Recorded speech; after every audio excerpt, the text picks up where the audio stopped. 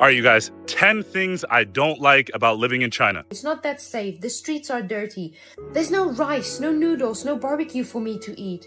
I was probably most excited to go to China, and I was the most let down by China. Going like doing whatever that is, burping, farting. 外国人の立場から中国を大絶賛すれば、簡単に再生数を稼ぎ、お金と知名度を手に入れることができます。しかし今、実際に中国を訪れたことのある多くの外国人たちが、あのような嘘に騙されるなと警告する動画をインターネット上に次々と投稿しているのです。I've been traveling outside of China for more than a month now, and I'm complaining about everything on this trip. But my train is late for more than 5 minutes. I'm complaining. My Didi is late. The train is too slow. It's not that safe. The streets are dirty. There's no rice, no noodles, no barbecue for me to eat. My friends go to a botanical garden. There's nothing special. I live in Kunming. I literally live in a botanical garden. And then the worst of all is cash. To have to carry all this cash around me and be so scared that someone is going to steal it. There's one thing I really don't like. Maybe you can cut it out, but it's my opinion. There are many men here. They doing I don't like this. This is really not nice. 中国での生活に、この男性はついに我慢の限界を迎えました。どこでもタバコを吸う人々や、髪も石鹸もないトイレに強い苛立ちを募らせています。こうして彼は、現在の中国のありのままの実態を暴露したのです。Alright, you guys, 10 things I don't like about living in China. 1. The internet. The signal here is absolute garbage. You need to be on Wi-Fi. But in order for you to be on Wi-Fi, you need a VPN. I pay $30 a month for mine. Pretty much a VPN just lets you access blocked apps and websites by hiding your location and making it seem like you're browsing it from a different country. 2. The smoking. People smoke everywhere here. I'm saying everywhere. In restrooms, in elevators, on the street, anywhere you could possibly think of. Number 3, the public restrooms. Remember, a lot of places don't have actual toilets. They have squatter potties, which are the holes in the ground. There's no TP, and if you want soap in the bathroom, buy your own. Number 4, people stare hard, like this. I used to think it was because I was a foreigner, so I was like, oh, they just probably think I'm some American guy, I look different from everybody. No, everybody stares, like, and they'll follow you with their eyes. So I started to stare back. 5, there is no personal space here. I get China's like 4 times the size of the US when it comes to population, but if you want your own space, it's pretty much non-existent. I'm talking, they'll pack the elevators as tight as they can. They'll sit right next to you in an empty cafe. I'm talking like right next to you. And everybody's just shoulder to shoulder. Doesn't matter how much space there is. Everybody's just shoulder to shoulder. 6, most apps require a Chinese ID. But Christian, I'm a foreigner. I have a passport. They don't give a fuck. I got super lucky. My friend finessed a couple apps for me. So I have things like food delivery, transportation services. But yeah, you're pretty much out of luck. 7, fatty foods or food with a lot of bones in it. Nobody warned me food would come with a little surprise out here. You take a little bite of a chicken, bone. A lot of the pork, 70% fat, 30% meat. Don't get me wrong, I love the food here. It's been absolutely amazing, but this gets a little frustrating. 8, most things are not updated online. You're looking for a cafe to sit down at? Good luck. Online says it's open, but once you pull up, ghost town. No calls, no websites, no way to check, but whatever. Number 9, the English translations make no sense here. Obviously, everything is in Chinese. I live in China. I don't speak the language, so I have to translate everything. But they don't always make sense, which is frustrating. この女性もまた、SNS で見た美しい映像に胸を躍らせ、大きな期待を抱いて中国へ向かいました。しかし、現地に到着して彼女を待っていたのは、激しい落胆とトラウマになるほどの恐ろしい悪夢だけだったのです。I was in Shanghai for quite a few more days than I posted on TikTok, so don't tell me I didn't get a chance because I was there for a week. Didn't like it at all. It didn't feel that safe. I was followed, it was dirty. And I'm just posting my honest reviews on my travels in China. If you don't like honest reviews, I'm not gonna lie, so I don't really care.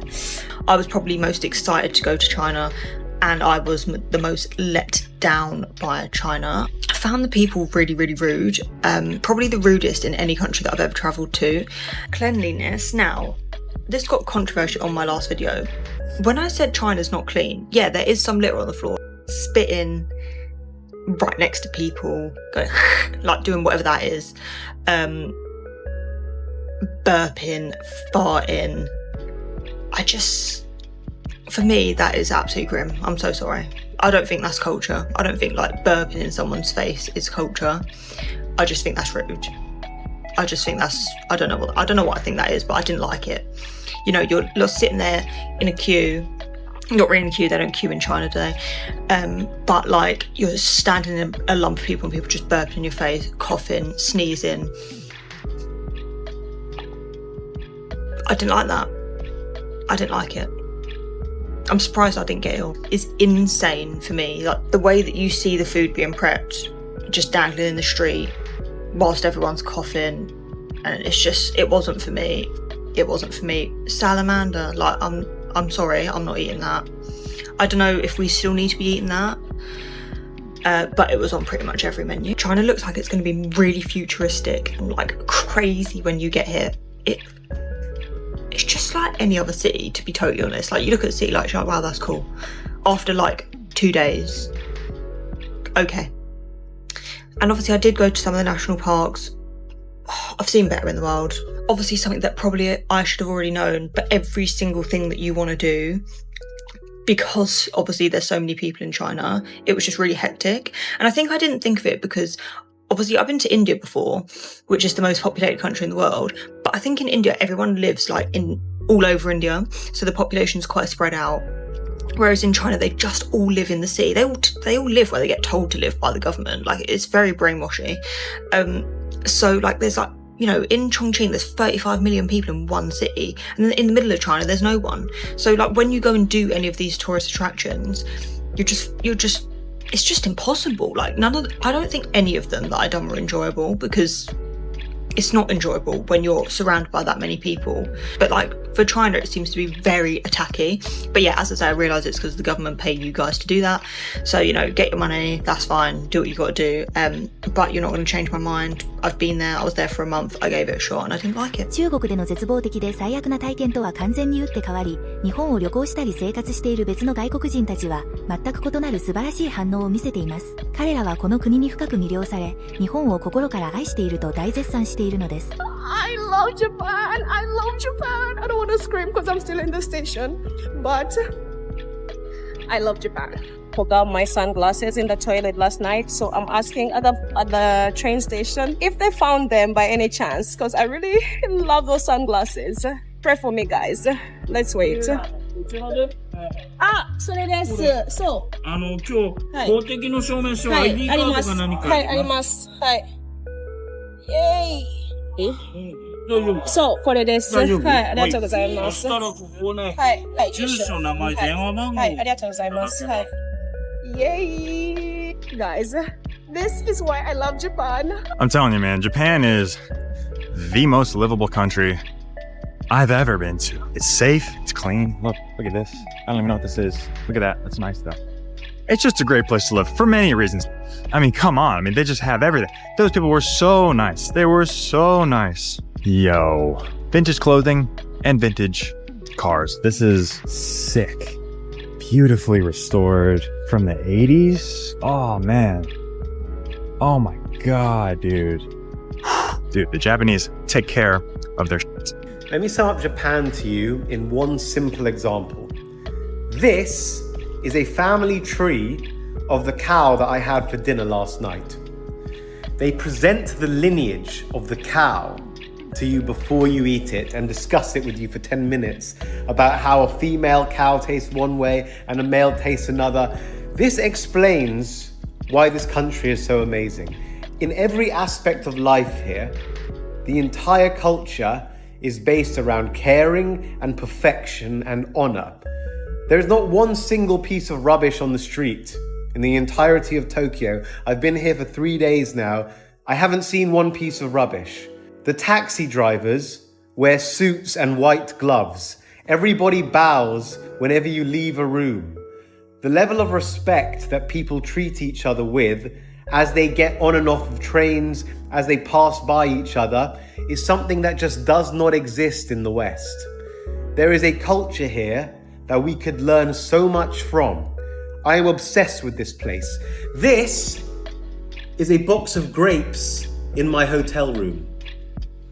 It is normal here to arrange boxes of grapes by color. This is just part of the culture. I'm obsessed with this place. I'm gonna try and take a few more videos of it. I don't really video much when I'm like on holiday and stuff because it's annoying for people that I'm with and I can't really be bothered. But I'm gonna try and take a couple of videos so the people that haven't been here can understand this. This is an amazing place. I wanna come back here so much regularly because I just feel incredible here. Like everything is incredible. I can't explain it in any other way. I don't know who needs to hear this, but post-Japan depression doesn't go away. It evolves. I went once thinking it'll be like a little cultural reset, but 20 years later, I've gone back every year like it's part of my healthcare plan. A mental health retreat, a full body reset. Meanwhile, my American life is like, here's a bill for existing. While Japan is like, here's heated toilet seats and seasonal packaging that makes you cry. Midnight konbini runs. People minding their own business in total silence. Train station jingles. It ruined me. Like, how do you move on from that? You don't. You book another flight. これらは外国人が日本を訪れて帰国後にアップした動画です。日本は外国人に対して何の金銭的支援もしていません。それどころか、来年からは1人当たりの出国税を3000円に引き上げ、オーバーツーリズムを抑制しようとしています。それでも、外国人たちの反応が話題になっています。I've experienced healthcare in Japan, in France, in Canada, and in the US. And I gotta say, by far, the best healthcare I've ever received is in Japan.